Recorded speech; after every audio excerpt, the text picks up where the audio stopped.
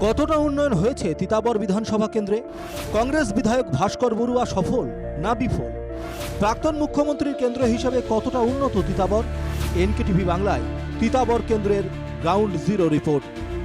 অসমের 126টি বিধানসভা কেন্দ্রের অন্যতম হচ্ছে তিতাবর। একটা সময় এই কেন্দ্রের প্রতিনিধিত্ব করেছেন রাজ্যের এক প্রাক্তন মুখ্যমন্ত্রী। প্রয়াত মুখ্যমন্ত্রী তরুণ গগৈয়ের কেন্দ্র বলেই তিতাবরের গুরুত্ব আলাদা।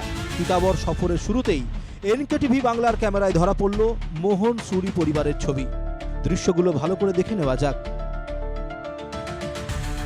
এভাবেই ভাঙা চোরা এই ঘরের মধ্যে জীবন অতিবাহিত করছেন মোহনরা চারজন। খাওয়া বা শোয়ার আলাদা কোনো জায়গা নেই ঘরে, রীতিমতো দুর্বিষহ জীবনযাপন। এই যিটো গৃহ আপোনালোকে দেখা পাইছে, সেই গৃহটো দেখাৰ পিছত হয়তো আপুনিও আপোনাৰ অন্তৰেও কান্দি উঠিব যে 2026 চনতো এনেধৰণে মানুহে বসবাস কৰে নেকি? যিটো সময়ত চৰকাৰে ডাঙৰ ডাঙৰ আঁচনিৰ কথা কয়, ডাঙৰ ডাঙৰ যি সাধাৰণ জনতাক যিটো সপোন দেখুৱাৰ কথা কয়, তাৰ পিছতো কিন্তু সেই পৰিৱেশ আপোনালোকে ইয়াত দেখা পাইছে। দুই সন্তানের একটি জন্ম থেকেই দৃষ্টিহীন। ল'ৰা আপোনাৰ চকু সৰুৰে পৰাই নেদেখে নে মাজতে নেদেখে? জন্ম পৰাই নাচায়। জন্ম পৰাই নেদেখে। স্কুল যায় নে নাযায়? নাযায়। স্কুলো যাব নোৱাৰে। আৰু এইটো সৰু ল'ৰা আপোনাৰ স্কুল যায় নে নাযায়? যায়। তিতাবরের লেতেখুজান চা বাগানের মোহন সুরির এই পরিবারের উপার্জনের মাধ্যম হচ্ছে দিন মজুরি। অকল্পনীয় দারিদ্র্যের মধ্যে জীবনযাপন করা মোহন পরিবারের এই ছবিগুলো কি সরকার প্রধানের চোখে পড়বে কোনোদিন? টাউনত হাজিৰা কৰোঁ। হাজিৰা কৰোঁ। আপোনালোকে কেতিয়াবা কাৰোবাক কৈছে নে নাই যে এটা ঘৰ লাগে, পকা ঘৰ এটা লাগে, 4টা মানুহ কেনেকে ইয়াত আপোনালোকে থাকে? 3বাৰ মান মানুহ ক'লো আৰু ক'ত আজিলৈকে একোৱে পোৱাই নাই। সমাজের প্রত্যেক ব্যক্তির তথা পরিবারকে আর্থিক এবং সামাজিকভাবে সচ্ছল করে তোলার জয়গান গাওয়া সরকারের উন্নয়নের নমুনা কি? এটাই তাহলে এবার দেখে নেওয়া যাক এই দৃশ্যটা।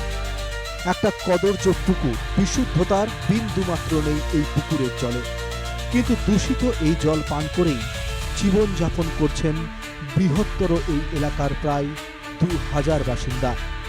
জলের চেহারা দেখলেই তেষ্টা মিটে যাবে, কিন্তু বাধ্য হয়েই এই জলই পান করতে হচ্ছে দিনের পর দিন।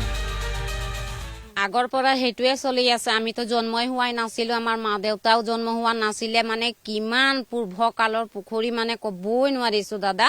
ইমান লেতেৰা পানীটো যে আমি খাইছো আৰু জীৱন যাপন কৰি জীয়াই আছো। ইয়াত দমকল চমকল একোৱেই নাই, ইয়াত নুপুতে আৰু সেইবিলাক কাৰণেই নাই। যিটো পুতিছে সেইটো পানীয়ে দিছে, সেইটো কাম নাই। বেমাৰ আজাৰ চবেই হৈছে। মানুহে ইমান লেতেৰা পানী যদি খাব, মানুহে কেলেকা মানুহ স্বাস্থ্য বেয়া নহব? আপুনি নিজে চিন্তা কৰিছো। প্রাক্তন মুখ্যমন্ত্রী তরুণ গগৈয়ের নিজের কেন্দ্র তিতাবরের বর্তমান বিধায়ক ভাস্কর বড়ুয়া, কিন্তু লেতেখুজানে কোনোদিনও চোখে পড়েনি মুখ্যমন্ত্রী বা অন্য নেতা মন্ত্রীদের। কোনো সাহায্যের প্রয়োজন বোধও মনে করেননি নেতা মন্ত্রীরা।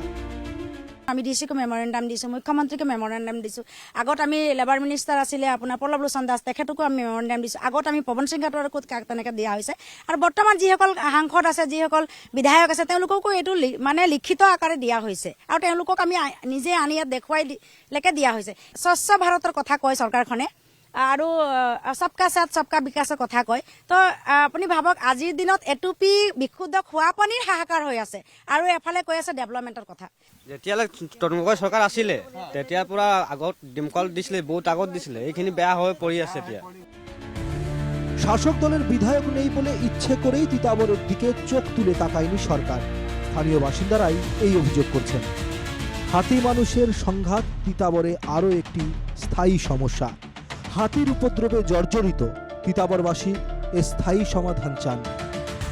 যিটো সময়ত আহে নেকি ধান কটা ছিজনত, নৱেম্বৰ, ডিচেম্বৰ, অক্টোবৰ, ছেপ্টেম্বৰলৈকে আহি যায়, কিন্তু সেইটো সময়ত পৰীক্ষাৰ কাৰণে ল'ৰা ছোৱালীবিলাকো সাজু হ'ব লাগে।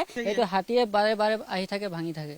এইটো 14 বাৰ মান হৈ গ'ল। 14 বাৰ হাতীয়ে ভাঙিলে? 14 বাৰ ভাঙিলে। কিবা ক্ষতিপূৰণ পায়নে না? একো নাপাওঁ। হাতির উপদ্রবে অতিষ্ঠ তিতাবরবাসীদের নিয়ে স্থায়ী কোনো সমাধানের কথা ভাবেনি কোনো সরকারি।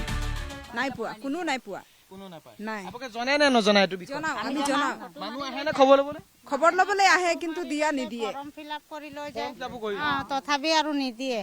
বন বিভাগৰ মানুহে প্ৰটেকশ্যন নিদিয়ে নেকি? নিদিয়ে, একো নিদিয়ে। কোনো লাইটৰ সুবিধা নাই, একো নাই। ৰাস্তালৈ ওলাই যাওঁ বা আমি পলাই যাওঁ, ঘৰৰ পৰা পলাবলগীয়া হৈ যায়।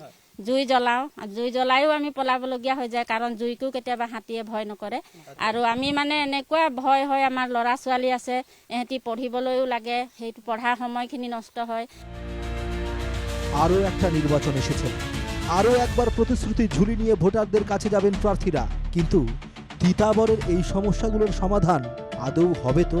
এটাই এই মুহূর্তে লক্ষ টাকার প্রশ্ন। Bureau report, NKTV Bangla.